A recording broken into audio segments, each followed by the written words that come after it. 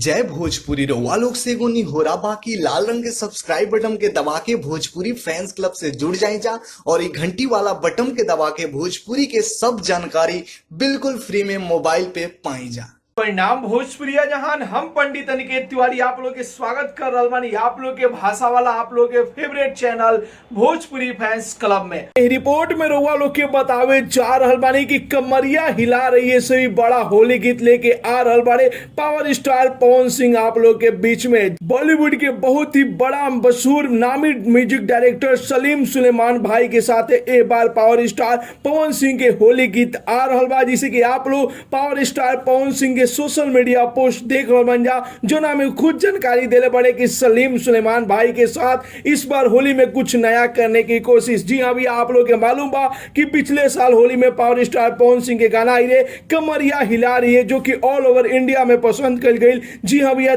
3 दिन तक trending number 1 में वो गाना रह रहे और एक बार भी पावर स्टार पवन सिंह ओहू से बड़ गाना लेके आप लोग के बीच में आ रहा बड़े भाई सलीम सुलेमान के साथ, जो दोनों भाई के म्यूजिक पर पूरा इंडिया झूमेला। जी हाँ भैया, शाहरुख खान, अक्षय कुमार, सलमान खान सबके गाना में म्यूजिक देने वालों भाई सलीम सुलेमान तो एक बार पावर स्टार पवन सिंह के साथ काम करत नजर आई लो। तो भैया आप लोग के रिपोर्ट कैसा लागल के पावर स्टार पवन सिंह के होली गीत 21 के इंतजार कर रहा बा, अपन राय जरूर ही कमेंट बॉक्स में बताई जा और साथ ही साथ एक वीडियो के ज्यादा से ज्यादा लाइक करी जा, ज्यादा से ज्यादा शेयर करी जा और भोजपुरी जगत के हर छोट बड़ न्यूज जाने खातिर अपन भाषा वाला चैनल भोजपुरी फैंस क्लब के जरूर ही सब्सक्राइब कर लीजिए। तो मिलता नहीं भैया अगला वीडियो में एगो नया न्यूज के साथ है, तब तक के लिए बाय बाय, टेक केयर, जय भोजपुरी।